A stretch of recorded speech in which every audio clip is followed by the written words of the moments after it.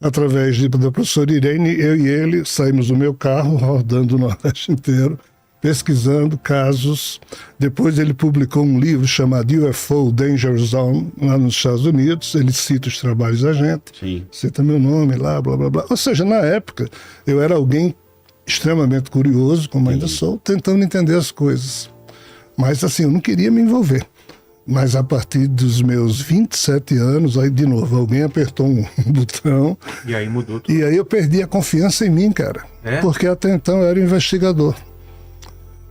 Quando eu percebi que eu estava começando, entre aspas, ir além dessa realidade, no sentido de perceber e entender algumas coisas, sem que isso fosse produto da minha vontade, eu perdi, ou seja, eu era um investigador que perdeu a confiança em si mesmo. Eu digo, tem alguma coisa estranha aqui. Até hoje eu digo isso para mim. Então, assim, eu parei com minha carreira de investigação na hora em que eu não pude mais ter segurança de que eu estava agindo por mim mesmo. Eu comecei a perceber influências diversas e até hoje eu luto intimamente para me manter como gestor de mim mesmo. Isso é... Eu lembro também das primeiras sensações, assim, é uma coisa que você não entende, tem medo, e a primeira reação é meio se afastar, né? A não ser que, sei lá, tem criança que não tem medo. Eu, pelo menos, tinha medo, né? Tipo, se eu abrir o olho, eu vou ver tal coisa. Eu tenho até hoje, cara, 66 anos. É mesmo? Ainda tenho sustos de raiva. Mesmo? Eu achei que perdia, porque eu era coisa de criança mesmo. Que nada, bicho. E você, Daniel? Então, eu quando era criança tinha visões, né? Via vulto, via as coisas. Eu tinha uns pesadelos estranhos. Não, era um negócio que eu guardava pra mim. Às vezes eu falava com minha mãe, posso dormir na sua cama que eu tive um pesadelo. Mas assim, depois eu fui perdendo um pouco o medo. Meu irmão continuou muito medroso, né? Até mandar um abraço pra ele, Patrick. Meu irmão, eu dormia no mesmo quarto que ele, eu era obrigado a dormir com a luz acesa. Ele tinha um medo tão grande que tinha que dormir com a luz acesa. Eu falo, cara, como é que eu vou dormir com a luz acesa? Aí naquela época não era comum essas viseiras, né, pra dormir. Aí eu dormia com o travesseiro em cima do olho pra conseguir dormir. É uma coisa louca, né? Aí fui estudar as chaves de Salomão, Goethe, essas coisas. Então aí eu comecei a entender os dois lados da moeda, ou os vários lados da moeda, né? Que são vários times jogando no mesmo campeonato, né? Cada um com seu interesse. Você sabe o que é Goethe? Sabe o que é Goethe aí que ele falou? Goécia ou Goetia, tanto faz. O que é? Vou deixar ele explicar aí. Tem estudo de demônios? Tem a teurgia que se chama magia charmosa e tem o outro lado que é mais obscuro. Mais obscura. Mas seria o que? Estudo de... Não, a Goethe é um capítulo de estudo dessas... chamada magia negra, entre aspas. A magia complicada, a magia mais... Ela tem um começo? Envolve uns comprometimentos. Exatamente. Nesse sentido. Por isso que eu falo que a maioria das coisas que eu gostaria de conversar com ele não dá pra falar aqui, porque é negócio heavy metal, né? Então, mas que época que começa esse estudo? Tem o início da Goethe ou não? Eles vão dizer que foi com o rei Salomão, né? Salomão acho que codificou, né? As chaves maiores. Tem interpretações mais recentes, mas tudo repousa exatamente nos termos. Mas eu creio que havia... vou perguntar a sua opinião. A Goécia e apesar da Cabalá na história vir um pouco antes, mas não remonta ao Egito, ao deus Tote, né? Ao baralho de Tote. Não tem esse vínculo? Rapaz, o mistério por trás disso tudo, ele é muito profundo. Sim. Perigoso, né? Chega a ser perigoso. É um jogo perigoso. Mas assim, na hora que você vai se envolver com certas entidades que vão exigir certos compromissos de você que, né? Sempre tem uma troca. Você entregar teu filho e tal, né? É mesmo? É complicado. Ou o filho dos outros. Na hora que você vai rastrear cada mistério oracular, você pega as runas, você pega o I Ching, você pega a teurgia, você pega o tarô, seja lá o que você quiser pegar, o rastreamento disso para o passado, você chega naquilo que hoje a gente chama de mitologias diversas, né? São lendas, não é algo que se estabelece com o carimbo do academicismo, então fica sempre algo meio solto. Né? Mas assim, Eu já estudei um pouco ou muito disso tudo aí e tudo é muito complicado. Não há beleza no processo, há um desespero por trás de todos esses mistérios oraculares de seres tentando entender a vida deles. Nós humanos nem existimos na época em que isso começou a ser movimentado. Primitivos? Não é seres primitivos. Digamos, Odin. Sei. Que não é Odin seria um ser lendário, um deus de um universo vizinho, um ser, vamos assim dizer, extrafísico, tá? E Odin é que teria sido o primeiro iniciador dessa tentativa de se buscar conhecimento, buscar níveis de compreensão. Símbolos, entre aspas, hoje chamado de sagrado, mas não tem nada de sagrado, que começou a ser trabalhado pelos antigos Aesir e Vanir, que são duas etnias narradas no âmbito da mitologia nórdica, dizem que daqui surge todo um conhecimento que quando os humanos surgiram, isso foi repassado para os humanos, mas é repassado com o objetivo de dominação dos humanos.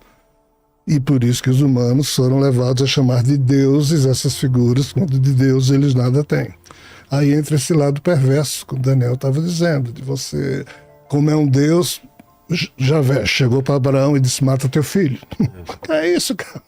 Mata teu filho em homenagem a mim, blá, blá. Ou seja, são coisas tão absurdas, são coisas tão pesadas, que realmente fica difícil tratar desse assunto, como o Daniel está dizendo. Até no caso de Abraão, eu na minha leitura, né, eu gosto muito quando você fala das fofocas espirituais, né, porque você fala assim, eu não tenho certeza, né, são as fofocas que estão chegando.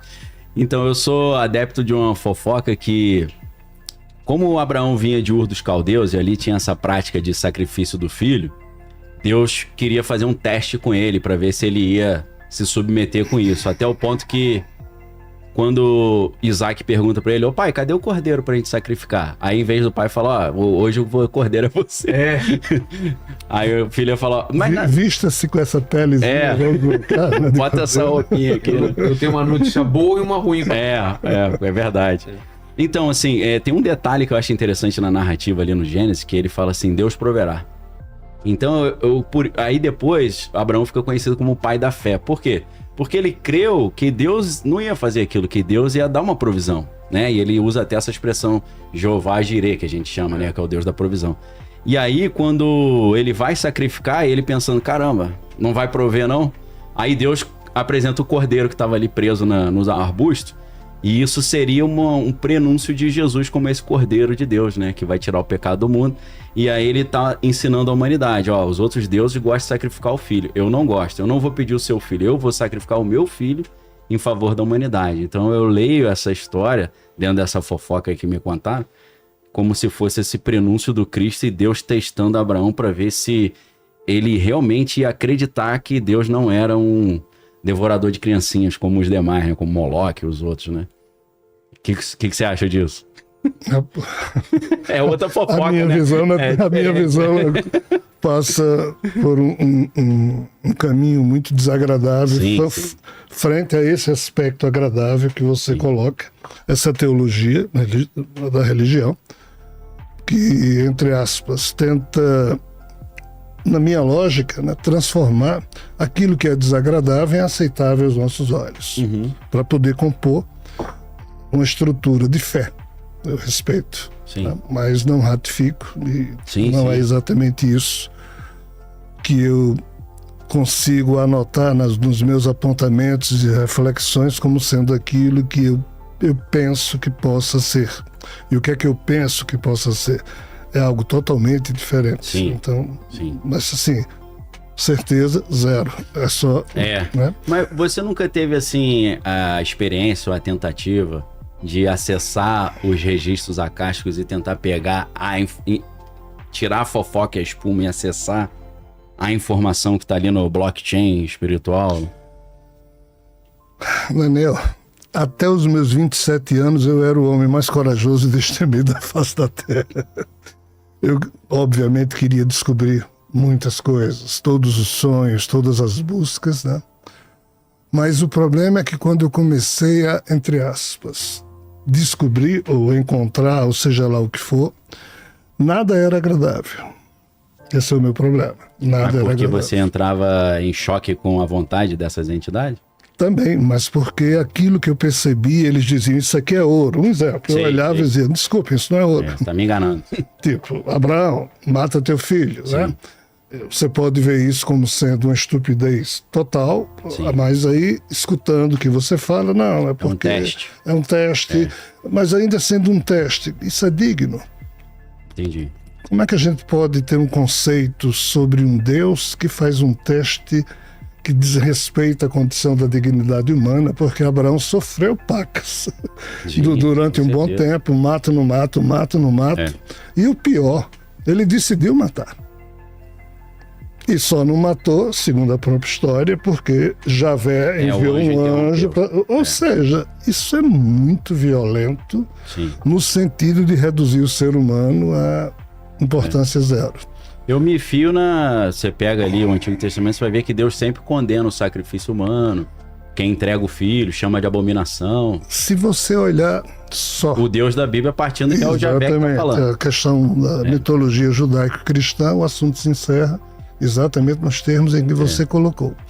Mas se você vai estudar todas as ancestralidades que estão disponíveis, a gente vai entender que o Javé é o mesmo Alá dos islâmicos que surgiria depois, mas antes do Javé surgir, ou paralelo a isso, tem o Brahma hindu, que é o mesmo Javé. Eu não sei se a gente pode falar disso. Né? Assim, religião comparada, né?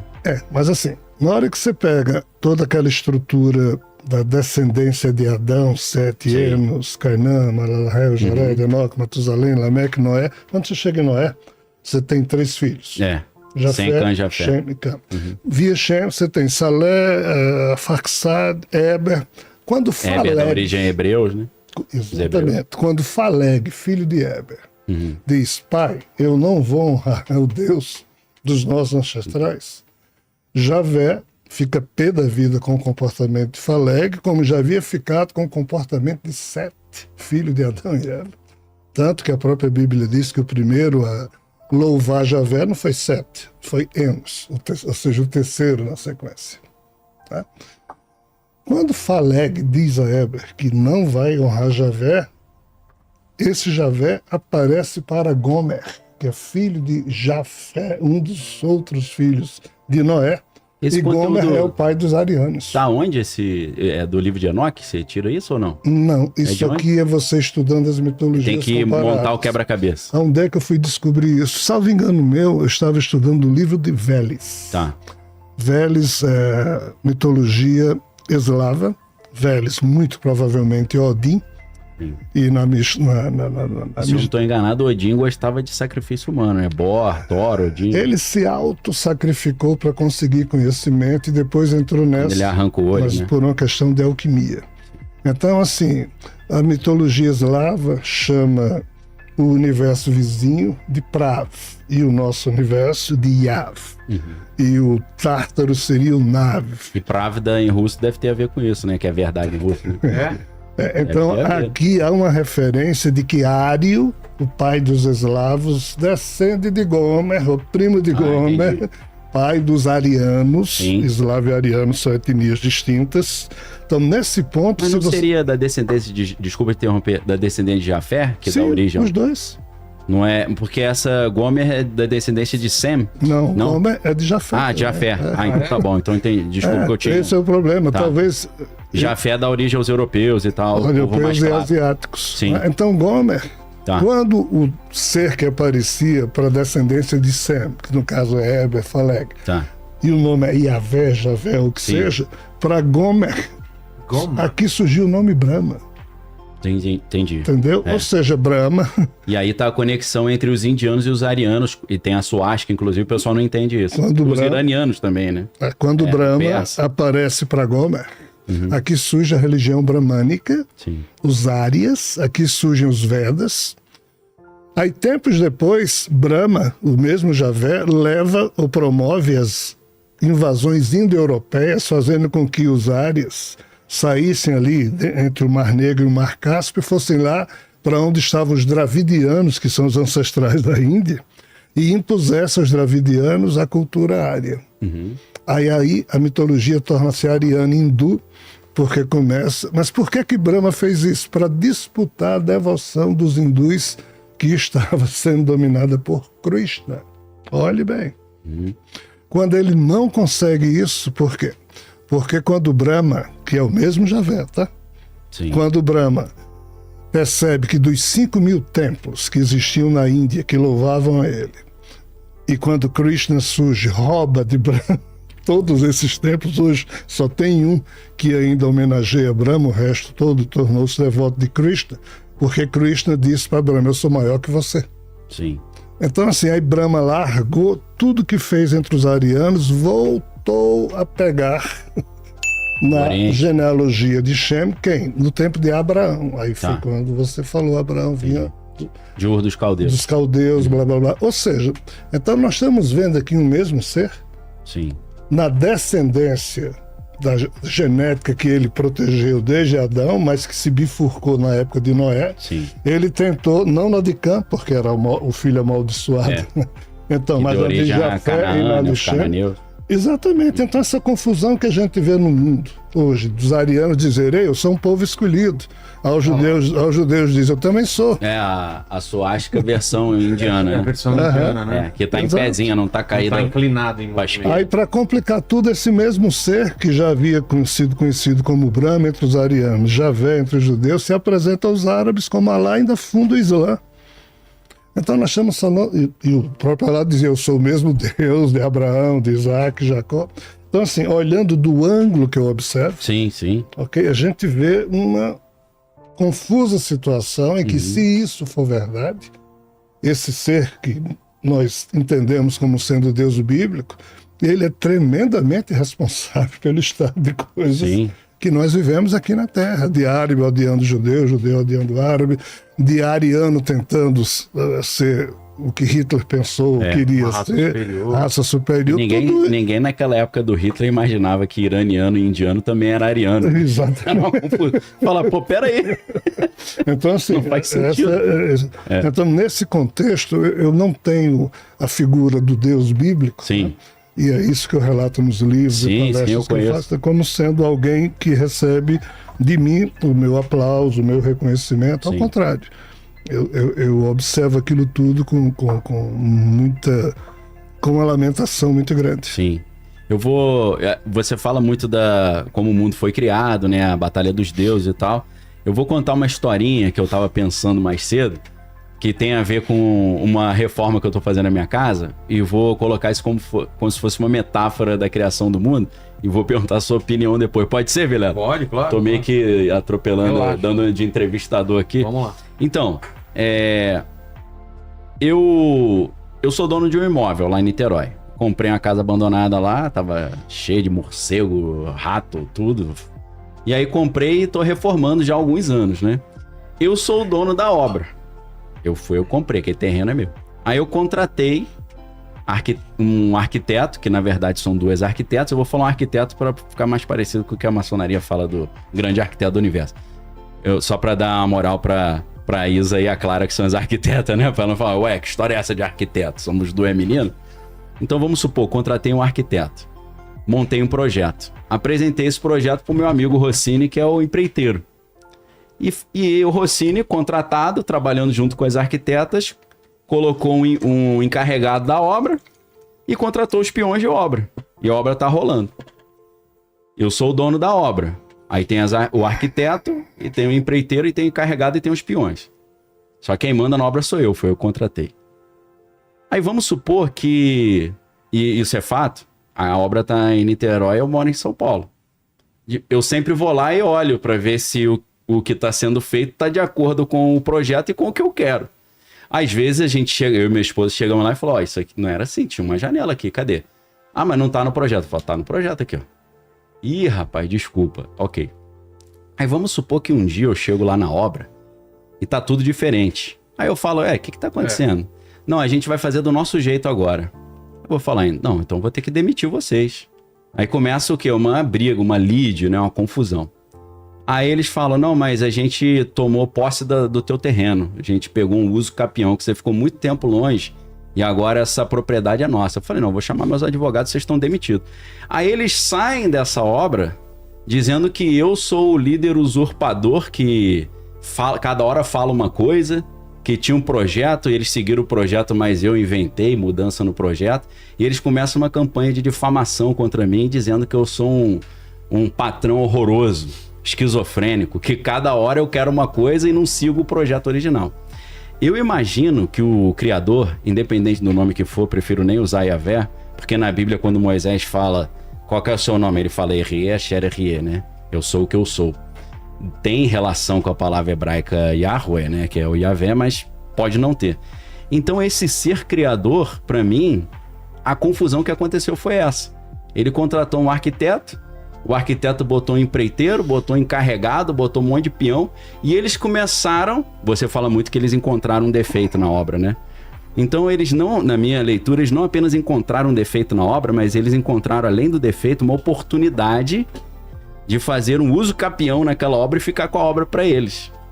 E isso só colaria para a plateia, né, para a mídia, e vão falar, Daniel é uma pessoa pública, a gente vai precisar difamar o Daniel, porque ele tem mais de 1 milhão de seguidores, ele vai nos difamar, vamos difamá-lo antes. E aí eu me encontro nessa situação, falo, caramba, esses caras estão conspirando a assumir o controle da minha obra, fizeram o uso capião, arrumaram advogado, estão dizendo que a obra é deles, e estão criando uma difamação, um assassinato de reputação. Eu creio que a realidade do mundo criado é semelhante a isso. O criador, ele fez a obra, colocou um engenheiro, um empreiteiro e tal, independente de qual o nome dessas figuras, não vou usar Lúcifer, nem Satanás, nem Samael, nem nada disso. Eu creio que aconteceu isso independente de quem é quem e qual é o nome de quem. Uhum. E virou uma confusão. Cada um querendo assumir a obra. Essa obra. E aí os moradores do condomínio, uma parte fala assim, Daniel tá certo. Outra parte fala, não, os arquitetos estão certos. Porque Daniel não pagou, eles tiveram que botar dinheiro do próprio bolso. Então eles assumiram a obra para eles como pagamento pelos honorários que Daniel não pagou. Aí ficou a confusão do caramba. É igual briga de marido e mulher. Sim. Que assim, a gente discute com a esposa. Você tem uma interpretação, a esposa tem outra, e a vizinha tem outra, o teu amigo tem uma, amigo, não é assim? E aí começa uma única história, ter várias versões que são altamente contraditórias. Eu creio que algo dessa natureza aconteceu. Que teve o criador e designou ali um arquiteto, um empreiteiro, né, um encarregado, e eles quiseram usurpar essa obra e levar o crédito.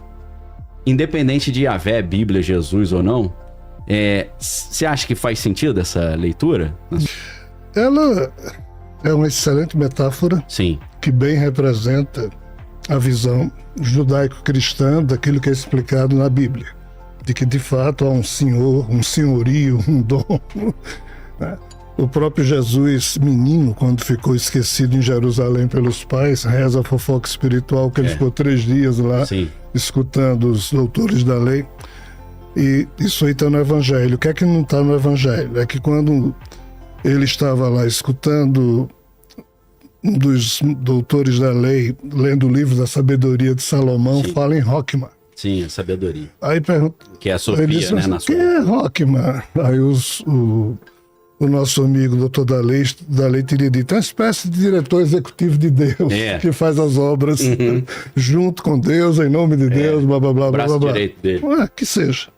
Mas assim, Daniel, respeito, é uma visão bonita. Sim, sim. Claro, nós humanos precisamos organizar os pensamentos de novo, para estruturar aquilo que a gente acredita e pensa ser o melhor para a gente, e isso aí não há discussão. Sim. Mas assim, sob a perspectiva de uma filosofia mais adulta, profunda, sim, e desagradável, você delega autoridade. Isso aí você pode delegar, mas a responsabilidade você não delega nem a pau. Se cair o prédio... A responsabilidade Então assim, em termos de nós definirmos um conceito de um Deus, ou de um criador, ou do maioral na história, né? Nós vivemos diante de uma obra que, se você observa a natureza como ela é, independente de narrativa bíblica, só olhar para a natureza, todas as espécies nascem. Primeiro, tudo que é vivo já nasce com o germe da sua própria morte. Todas as espécies animais nascem para comer umas às outras, inclusive algumas vegetais, né? Schopenhauer, ele define algo como sendo um diagnóstico que ele fez observando a vida, e ele diz que a dor da presa é sempre muito superior ao prazer do predador, como se uma resultante do hábito do cotidiano, já que todo mundo mata todo mundo, mas assim, quem morre dói mais do que quem mata em termos aquela ideia, pimenta no olho dos outros não pois dói. Então, assim, essa definição que Agostinho de Hipona deu no século IV, quando a turma dizia, Agostinho, afinal de contas, Deus é perfeito? Deus tem que ser perfeito. Onisciente, onipresente, maravilhoso, cheiroso, blá, blá, blá, charmoso. Agostinho, mas a vida é cheia de defeitos, então se conhece o fruto pela árvore, e ele dizia, não, a vida não é cheia de defeitos, não, a vida é maravilhosa, e quem a partir de hoje disser que não é, vai para o inferno. Então, assim, a teologia católica meio que impôs você fazer vista grossa ao fato de que um ser amoroso, perfeito, não criaria uma vida onde a natureza já nasce doente. E indo para a ciência, a vida surgiu aqui na Terra, nosso planeta tem 4,6 bilhões de anos, há cerca de 3,8 bilhões de anos a primeira molécula viva surgiu aqui, ainda que ninguém saiba de onde veio, mas tem as 3 teorias científicas: panspermia balística, dirigida, geração automática, espontânea. Os cientistas não sabem explicar o como, mas todos concordam que essa molécula-mãe apareceu há 3,8 bilhões de anos. Ela é a molécula-mãe de tudo que hoje existe na Terra. Qual o detalhe? Os primeiros fósseis dessa molécula-mãe, todos eles têm câncer. A ciência encontrou. O que implica dizer ou constatar que a vida que surgiu aqui na Terra já veio bichada, doente, o que só ratifica a visão de Schopenhauer e de outros.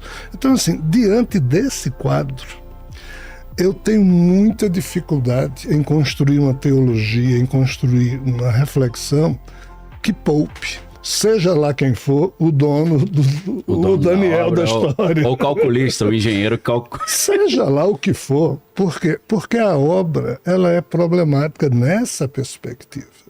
Factualmente, ela é problemática. E assim, Rogério, eu tenho um defeito.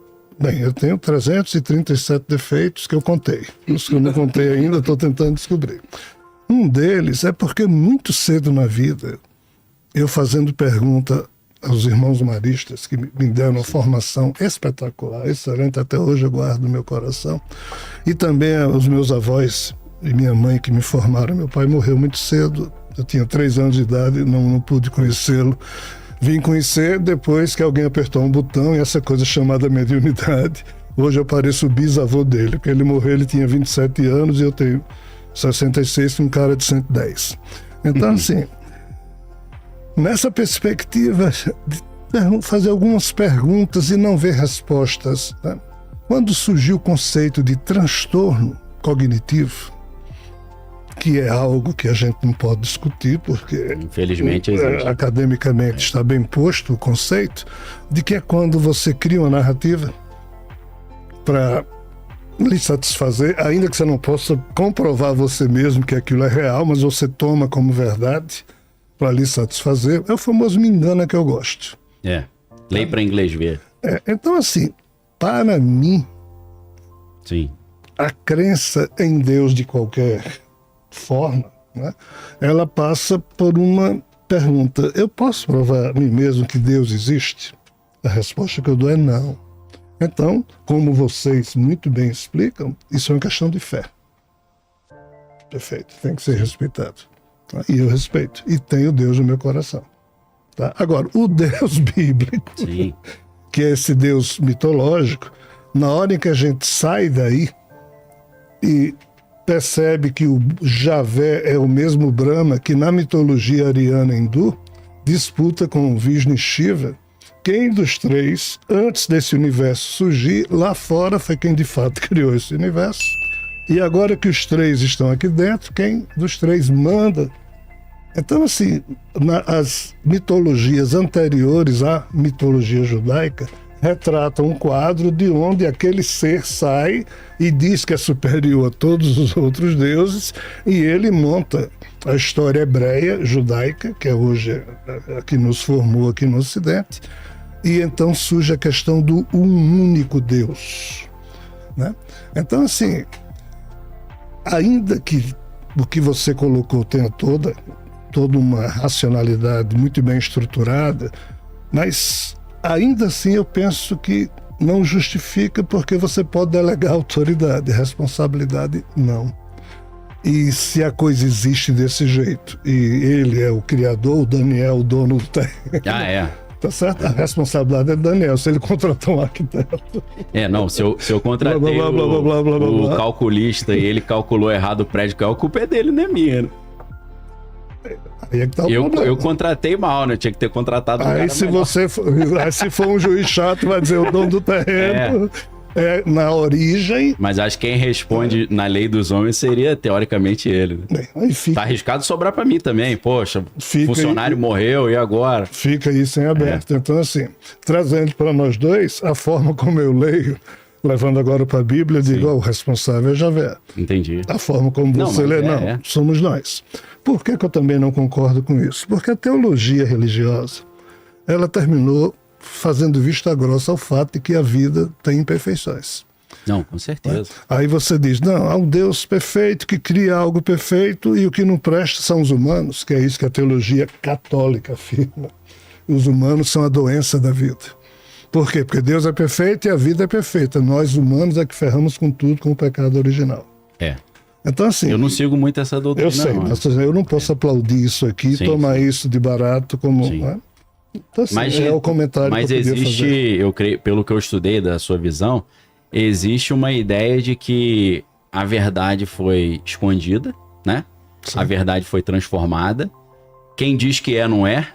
E quem diz que não é, pela sua humildade, às vezes né? Pode ser. Né? Isso você concorda, né? Que a verdade foi escondida. Tem seres se colocando em posições que não são. E eu acho que até Kardec falava sobre isso no que é o Espiritismo. Ele falava, quando uma entidade aparece ali numa sessão espírita, você tem que tomar cuidado, porque às vezes ele apresenta uma entidade que não é a real dele, ele mente, né? Diz um nome bonito, glamouroso. Então. O que é que Kardec diz com muita prudência? Uma mensagem não vale pelo nome que a subscreve, mas pelo seu conteúdo. Sim, exatamente.